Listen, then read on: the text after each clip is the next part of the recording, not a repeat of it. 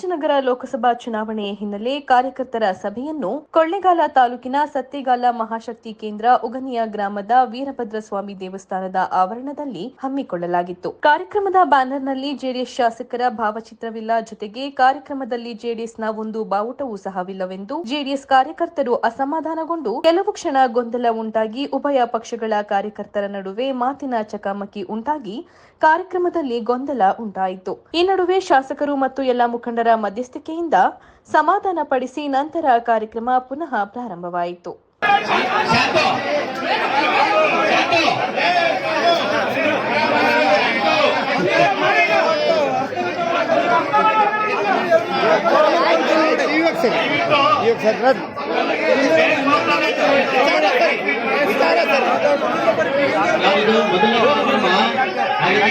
ಕಾರ್ಯಕ್ರಮ ಚಿಕ್ಕಲೂರಲ್ಲಿ ದಯಮಾಡಿ ಯಾರು ಎಲ್ಲಾದ ಭಾವಿಸಬೇಡಿ. ಧ್ವಜಗಳು ಜೆಡಿಎಸ್ ವ್ಯತ್ಯಾಸ ಆಗಿದೆ.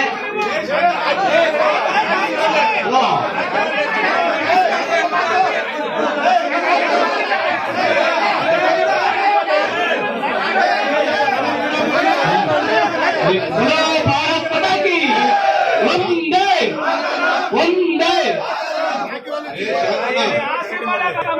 ದಯವಿಟ್ಟು ಅಲ್ಲಿ ಬ್ಯಾನರ್ ಅಲ್ಲಿ ಜೆಡಿಎಸ್ ಚಿಹ್ನೆನ ಹಾಕಿದ್ದಾರೆ. ದಯವಿಟ್ಟು